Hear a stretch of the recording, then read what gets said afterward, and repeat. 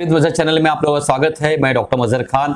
दोस्तों, आज हमारा जो टॉपिक है बहुत ही इंपॉर्टेंट होने वाला है और इन्वेस्टिंग के अंदर जो इन्वेस्टर्स होते हैं और ट्रेडर्स होते हैं, ये जो टॉपिक है उनके लिए इंतहाई अहम है। तो इसको गौर से लास्ट तक देखिएगा, क्योंकि इसके अंदर अगर आपने कोई भी पार्ट मिस किया तो आप इसको पूरी तरीके से समझ नहीं पाएंगे। तो आज हम बात करने वाले हैं म्यूचुअल फंड के बारे में, जिसको जो है हमेशा आपने देखा होगा कि म्यूचुअल फंड के बारे में बहुत तेजी से जो है बात होती है। और इसके अंदर जो है आपने देखा होगा सब्जेक्ट टू रिस्क एवरेज हमेशा जो है आपको प्रचार वगैरह में दिखता होगा, एडवर्टाइजमेंट वगैरह में। इसके अंदर हम देखने वाले हैं कि म्यूचुअल फंड की मीनिंग क्या है, इसके टाइप्स कितने हैं और इसके एडवांटेज और डिसएडवांटेज क्या है दोस्तों, और इसका एवरेज जो रिटर्न है वो कितना आता है। और लास्ट में हम देखेंगे सबसे अहम पार्ट कि क्या म्यूचुअल फंड हमारे लिए बेहतर है या नहीं है। तो इससे पहले कि हम ये वीडियो शुरू करें, आप लोगों से मेरी दरख्वास्त है, रिक्वेस्ट है कि अगर आप इस चैनल पर नए हैं तो तुरंत इसको सब्सक्राइब कर लीजिए, बेल बटन दबा दीजिए दोस्तों, और ज्यादा से ज्यादा लोगों तक शेयर करिए, लाइक करना मत भूलिएगा। और अगर मन में कोई सवाल है तो आप कमेंट बॉक्स में लिख के डाल सकते हैं दोस्तों। अगर मेरे पास वक्त रहा तो मैं आपके सवालात पर भी वीडियो बनाऊंगा। तो चलिए शुरू करते हैं, देखते हैं कि म्यूचुअल फंड क्या है। दोस्तों, म्यूचुअल फंड जो है उसको अगर हिंदी में हम लोग ट्रांसलेट करें तो इसको कहा जाएगा आपसी, यानी आपसी चीज।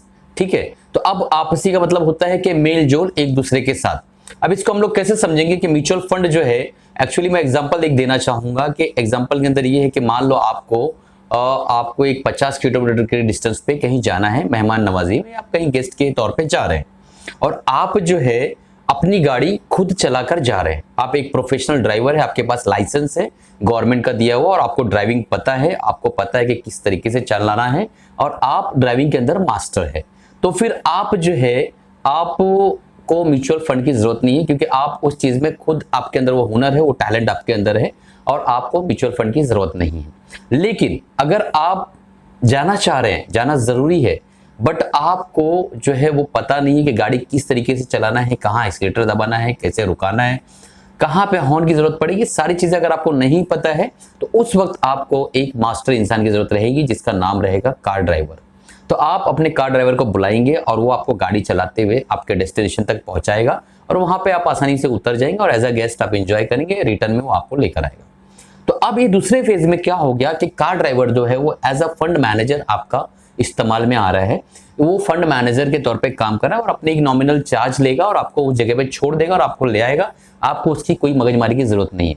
तो अगर आप ऐसे इंसान हैं जिसके पास स्किल नहीं है, मार्केटिंग जो मार्केट की स्किल नहीं है, इन्वेस्टिंग की स्किल नहीं है, ट्रेडिंग नहीं आती है, सीखना भी नहीं चाह रहे, या किसी वजह से आपके पास टाइम नहीं रहे, तो ऐसे इंसान के लिए म्यूचुअल फंड की जरूरत पड़ती है दोस्तों। अब हम देखेंगे कि म्यूचुअल फंड की टाइप्स कितनी है। म्यूचुअल फंड की यूजुअली दोस्तों दो टाइप में स्पेशली डिवाइड किया गया है इसको। सबसे पहला जो है ओपन हैंडेड है और दूसरा जो है क्लोज हैंडेड। तो ओपन हैंडेड जो है दोस्तों, इसकी बहुत सारी सब टाइप्स भी है, बहुत ज्यादा डिस्कशन में नहीं जाऊंगा, क्योंकि जो है दोस्तों ये पूरा वीडियो, इसी वीडियो के अंदर मैं पूरा टॉपिक लेना चाह रहा हूं, ताकि आप लोग एक ही वीडियो के अंदर कम से कम समय में एक ओवरव्यू म्यूचुअल फंड के बारे में समझ सके। तो अब ओपन हैंडेड में क्या होता है कि आपने मान लो फंड डाला, और फंड डालने के बाद जो है आप जो है उसको कभी भी रिडीम कर सकते हैं, कभी भी बाहर आ सकते हैं फंड से। तो इस कंडीशन को ओपन हैंडेड कहते हैं, और यही वजह है कि आजकल जो है बहुत ज्यादा ओपन हैंडेड फंड आने की वजह से जो मार्केट के अंदर वॉलेटिलिटी काफी ज्यादा बढ़ गई है। दूसरी टाइप जो है क्लोज हैंडेड। क्लोज हैंडेड में क्या होता है कि आपसे जो है फंड मैनेजर जब भी एग्जीक्यूटिव आपसे बात करता है तो बोलता है सर आप 3 साल 5 साल 7 साल के लिए फंड को नहीं रिडीम कर सकते हैं, और ऐसी कंडीशन में अगर आप एग्री करते हैं तो वो क्लोज हैंडेड फंड होता है। दोस्तों, अब हम बताते हैं कि म्यूचुअल फंड काम कैसे करता है। मान लो आपको एक 25,000 का शेयर लेना है और आपके पास सिर्फ और सिर्फ 500 रुपए है। अब ऐसी कंडीशन में आप क्या कर सकते हैं? ऐसी कंडीशन में आप 500 से 25,000 का शेयर तो नहीं ले सकते हैं। तो आप क्या करेंगे, म्यूचुअल फंड क्या करता है कि 500 रुपया जो है कई लोगों से जमा करता है। आप समझ लीजिए कि 100 लोगों से उसने जमा किया, तो 100 लोगों से जब जमा किया उसके पास 50,000 रुपए जमा आ गए। तो अब वो 50,000 से क्या करता है, 2 शेयर्स लेता है आपके पैसे से, और 50,000 में जो है 2 शेयर्स लेने के बाद जो है, एग्जांपल लेते हैं आईशर मोटर का शेयर है, 25,000 का एक शेयर है, 2 शेयर्स उसने ले लिया। अब आपको जो है यूनिट देता है कि आप जो है 100 ओनर हो इस 2 शेयर्स के, तो आपको एक यूनिट मिल जाती है कि आप जो है अब इसके ओनर हो, और उस यूनिट को आपके पास वो मिलता है दोस्तों। तो इस तरीके से क्या होता है कि जो चीज आप नहीं बाय कर सकते थे वो भी आपको एक जो है कैपेसिटी पैदा करके देता है कि आप 500 में भी आईशर मोटर के एक पार्ट शेयर होल्डर बने हुए हो। तो ये एक फायदा होता है म्यूचुअल फंड का दोस्तों। तो अब म्यूचुअल फंड में क्या होता है, बहुत सारे लोगों का एक पूल बन जाता है और उस पूल को जब फंड आता है तो उसको जो है जो फंड मैनेजर होता है उसका काम होता है कि वो अपने स्किल और अपने टैलेंट की बुनियाद पे बहुत सारे जगहों पे उसका पैसा लगाता है और इस तरीके से जो म्यूचुअल फंड काम करता है। अब म्यूचुअल फंड में मैनेजर की क्या जिम्मेदारी होती है कि जब आपका पैसा उसके पास आता है, मान लो 500 रुपया जो है कई हजार लोगों से आया और एक बहुत बड़ा फंड 1000 करोड़ का फंड रेडी हुआ, तो उस 1000 करोड़ को फंड को जो है लार्ज कैप मिड कैप जैसा भी आपका फंड है, म्यूचुअल फंड है, कई कई लार्ज कैप्स होते हैं, कई कई मिड कैप्स होते हैं, कई स्मॉल कैप होते हैं, कई हाई रिस्क होते हैं, कई हाइब्रिड होते हैं, कई टाइप्स है उसकी, बहुत डिटेलिंग है दोस्तों। ऐसा बोलने जाएंगे तो 1.5-2 घंटे का वीडियो रेडी हो जाएगा। तो अब मोटी मोटा ये समझिए कि उसका 1000 करोड़ का उसको एलोकेट करना है, मल्टीपल जो है उसमें डालना है और कई स्टॉक्स को लेना है और ट्रेडिंग करना है या इन्वेस्टिंग करना, जो भी करना है।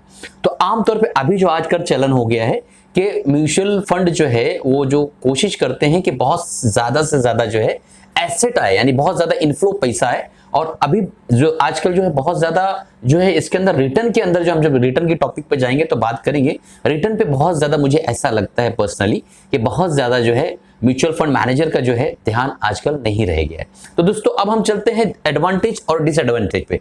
सबसे पहला एडवांटेज ये है कि म्यूचुअल फंड के अंदर आपको स्किल की जरूरत नहीं पड़ती, आपको मास्टरिंग की जरूरत नहीं पड़ती, आप इन्वेस्टिंग और ट्रेडिंग सीखे ऐसी कोई जरूरत और आवश्यकता नहीं रहती है दोस्तों। दूसरी चीज ये है कि ट्रांजैक्शन बहुत ज्यादा आपको नहीं करना रहता है, यानी आपने ये शेयर लेना है, ये बेचना है, फिर वो लेना है, ये बेचना है, इस तरीके की जो ट्रांजैक्शन होते हैं बार बार वाले, वो आपको नहीं करना होता है। इसमें क्या होता है, आपका फंड मैनेजर होता है, वो एक नॉमिनल चार्ज लेता है और उसको जो है आप ट्रांजेक्शन आपके करता है। तीसरा ये है कि अगर आप बैंक से SIP के मोड में ट्रांजेक्शन दे दिए तो हर महीने आपका 1 तारीख 2 तारीख जो भी आप डेट डिसाइड करेंगे उस तारीख को आपका पैसा जो है पर्टिकुलर फंड में चला जाएगा, तो आपको वो ट्रांजैक्शन से भी बच जाएंगे आप दोस्तों। और काफी देख रेख जो करनी पड़ती है अपने फंड को लेके वो आपको नहीं करना होगा, क्योंकि आपने एक फंड मैनेजर डिसाइड कर लिया है और उस फंड मैनेजर को आप जो है एक नॉमिनल चार्जेस देते हैं और वो आपका पूरा फंड एक नॉमिनल चार्ज के अंदर जो है मैनेज करता है। अब जो है मान लो आपके पास 500 रुपए है या 5000 रुपए है, आप किसी फंड मैनेजर से बोले मुझे 5000 रुपए मुझे इन्वेस्ट करना है, तो वो बोलेगा कि सर मेरी तो इतनी फीस हो जाती है। तो अब अगर उसकी 5000 फीस हो जाती है तो आप कैसे करोगे? तो अब अगर 1 लाख लोग 5-5 हजार लेके उसके पास पहुंचते हैं तो वो 5000 में उस पूरे फंड को मैनेज करने के लिए तैयार है। तो आपकी फीस जो है दोस्तों उसके अंदर काफी नॉमिनल हो जाती है। अब देखते हैं इसका डिसएडवांटेज। डिसएडवांटेज ये है कि मान लो आपने 100 रुपया जो है म्यूचुअल फंड में डालने हैं, तो लगभग एक एवरेज सारे म्यूचुअल फंड के जो फंड मैनेजर की जो सैलरी निकलती है वो 1 से 2 रुपया जो है उसका एक्सपेंस रेशियो जिसे ये लोग कहते हैं वो निकाला जाता है। तो आपका 98 रुपीज या 99 रुपीज ही फंड में जाता है, बाकी का जो है fund manager as a salary या फंड मैनेज करने की जो उसका एक्सपेंस रेशियो है उसको निकाल लेता है। तो यहाँ आपका पैसा जो है दोस्तों कट ऑफ हो जाता है। और उसके अंदर जो है इसके अंदर म्यूचुअल फंड में क्या होता है, फंड मैनेजर जो इतना बड़ा फंड लेके बैठा होता है तो यूजुअली क्या होता है कि बहुत ज्यादा तेजी से बाहर नहीं निकल सकता, बहुत तेजी से उसकी खरीदारी नहीं कर सकता है इक्विटी शेयर्स की। तो उस वजह से क्या होता है, कई दफा ऐसा होता है कि बहुत स्लो मूवमेंट की वजह से जो है, यानी कैसा होता है फंड मैनेजर को बहुत बड़ा जब अमाउंट होता है तो एक साथ बेच और सेल और खरीदारी और फरोख्त नहीं कर सकता है। उसकी वजह से क्या होता है कि हमारा जो रिटर्न जो है वो डिटोरिएट होता है और रिटर्न हमारा कम हो जाता है। तो ये जो है दूसरा डिसएडवांटेज है जिसकी वजह से जो है म्यूचुअल फंड जो है वो पर्सनली मैं पसंद नहीं करता हूं। हो सकता है आपके क्राइटेरिया के हिसाब से आपको वो चीज पसंद आए। तो ये जो देखिए जब मार्केट क्रैश होती है तो उस वक्त जो है हम पैनिक में सेलिंग करने की कोशिश करते हैं और जितने भी ओपन हैंडेड जो है फंड्स हैं उसके अंदर जो है ज्यादातर जो जनरली पीपल्स होते हैं, रिटेल्स जो ट्रेडर या इन्वेस्टर्स होते हैं वो म्यूचुअल फंड की सेलिंग करते हैं और उस वक्त एक्चुअल में फंड मैनेजर को फंड की जरूरत रहती है ताकि वो जो अच्छे शेयर्स को कम दामों में खरीद सके। और उस वक्त हम उसका साथ नहीं देते हैं और अपने फंड से रिडीम कर लेते हैं पैसा और उसकी वजह से जो है उसको लॉस बुक करना पड़ता है और हमारे जो फंड के अंदर भी और हमारा जो पोर्टफोलियो है म्यूचुअल फंड का उसके अंदर भी हमें लॉस देखने मिलता है दोस्तों। अब आते हैं देखते हैं कि रिटर्न कितना होता है। तो डेफिनेटली दोस्तों गोल्ड से, सिल्वर से, प्रॉपर्टी से और FD से, ये चारों सेगमेंट से तो बेहतर रिजल्ट आपको म्यूचुअल फंड में मिल जाएगा, चाहे वो कोई भी फंड हो, कैसा भी फंड हो दोस्तों। लेकिन आपको 10 से 11-12% का ऑन एवरेज लॉन्ग समय के लिए, लंबे टाइम के समय के लिए आपको उतना जो प्रॉफिट बना के वो दे देगा फंड। तो अभी हमने देखा कि फंड मैनेजर जो ये FD होता है, फिक्स डिपॉजिट, गोल्ड होता है, सिल्वर होता है और प्रॉपर्टी होता है, इससे तो बेहतर रिटर्न हमको मिलता है। और ज्यादा से ज्यादा रिटर्न कितना मिल सकता है, अगर आपने अच्छा फंड चुनाव किया, बेहतरीन फंड मैनेजर आपको मिल गया, आपका सौभाग्य बहुत अच्छा रहा और आपको एक अच्छा फंड मैनेजर मिल गया जो बहुत ही ज्यादा टैलेंटेड हो, बहुत एक्टिव हो और बहुत ज्यादा एसेट क्रिएशन पे ध्यान ना देता हो बल्कि रिटर्न्स पे ध्यान देता हो। ये अभी नया चलन आ गया दोस्तों कि बहुत ज्यादा एसेट क्रिएशन पे लोग ध्यान दे रहे हैं क्योंकि उनका जो इनकम है ना एक्सपेंस रेशो पे है। तो जितना ज्यादा पैसा आएगा फंड के अंदर उतना ज्यादा उनका एक्सपेंस रेशो बढ़ेगा, उनकी इनकम होगी। तो ये वजह है कि आजकल लोग रिटर्न पे इतना ज्यादा ध्यान न देते हुए एसेट जो है वो बढ़ना चाहिए। यानी 1000 करोड़ का फंड है तो 2000 करोड़ होना चाहिए, 3000 करोड़, इस तरीके से जो है लोग सोच रहे हैं फंड मैनेजर्स। और ये जो है CAGR जो रिटर्न होता है उस पर इतना ज्यादा ध्यान नहीं देते, यही वजह है कि वो रिटर्न बहुत कम ला पाते। तो अब जो है ज्यादा से ज्यादा रिटर्न क्या आएगा, अगर आपका सौभाग्य अच्छा रहा तो 18 से 22% का भी बेहतरीन रिटर्न मिल सकता है। तो अब हमने देखा कि एक रेंज हमारे पास आ गई 10% से लेके 20 से 22% के आसपास का हमें जो है म्यूचुअल फंड के अंदर रिटर्न मिल सकता है अगर हमें अच्छा फंड मैनेजर मिलता है दोस्तों। अब आते हैं अहम टॉपिक के ऊपर जो आपको बहुत देर से आप इंतजार कर रहे हैं कि क्या हमें म्यूचुअल फंड लेना चाहिए। तो म्यूचुअल फंड लेना चाहिए या नहीं लेना चाहिए दोस्तों, ये बहुत ही कंट्रोवर्शियल जो है टॉपिक है, लेकिन मैं कुछ क्राइटेरिया के बेस पे इसको डिसाइड करने की कोशिश करूंगा। पहली चीज, अगर आप प्रोफेशनल इन्वेस्टर और ट्रेडर नहीं है और आप मार्केट को टाइम नहीं दे सकते हैं और आपके पास खाने पीने के बाद एक्सपेंस करने के बाद कुछ फंड बच जाते हैं हर महीने, तो आप सबसे बेहतरीन तरीका है कि सिप मोड में म्यूचुअल फंड के अंदर इन्वेस्ट करिए क्योंकि आप टाइम नहीं दे पा रहे हैं और सबसे बेहतरीन रिटर्न आपको म्यूचुअल फंड बना के देगा। आप अगर वहां नहीं जाएंगे दोस्तों, गोल्ड पे जाएंगे, सिल्वर पे जाएंगे, प्रॉपर्टी पे जाएंगे, ये सारी जगहों पे जाएंगे, तो इससे बेटर है कि आप जो है चुपचाप सिप करिए और म्यूचुअल फंड के अंदर इन्वेस्ट करना शुरू कर दीजिए क्योंकि आप प्रोफेशनल ट्रेडर नहीं और आप मार्केट को वक्त नहीं दे सकते हैं, मार्केट को सीखना नहीं चाहते, इन्वेस्टिंग को सीखना नहीं चाहते। अब दूसरा सिनेरियो ये है कि आप टाइम दे सकते हैं और कम से कम डेली का 1 से 3 घंटा आप दे सकते हैं मार्केट को और आप जो है स्विंग ट्रेडिंग या इन्वेस्टिंग के हिसाब से आप मार्केट में आ सकते हैं। तो ऐसे टाइम पे मैं आपको ये बोलूंगा कि आप किसी ना किसी कोर्स से, किसी मेंटर से आप पूरी लर्निंग लीजिए पहले, और लर्निंग लेने के बाद फिर जो है आप आके इक्विटी में खुद ही इन्वेस्टिंग और ट्रेडिंग करिए, अपने फंड को खुद मैनेज करने का हुनर जो है उसको सीखिए। मैं आपके लिए म्यूचुअल फंड एडवाइस नहीं करूंगा। तो ये जो तरीका होता है दोस्तों कि आप जो है अगर खुद इन्वेस्ट कर सकते हैं और खुद सीख सकते हैं और लर्निंग लेके प्रॉपर तरीके से आप आके मार्केट में काम कर सकते हैं, तो आपके लिए जरूरी नहीं है कि आप जो है म्यूचुअल फंड ले, बल्कि बेहतरीन रिटर्न आपको 20 से 25% का आप मार्केट से खुद निकाल सकते हैं। तो ये जो दोनों चीजें थी मैंने आपके सामने रखी, इसमें सबके अलग अलग पर्सपेक्टिव हो सकते हैं, मैं जानता हूं वो चीज को। और अगर हमको मार्केट की लर्निंग लेना है तो हमारा बेसिक टेक्निकल एनालिसिस का जो कोर्स है बिल्कुल फ्री मैंने यूट्यूब पे दे रखा है दोस्तों।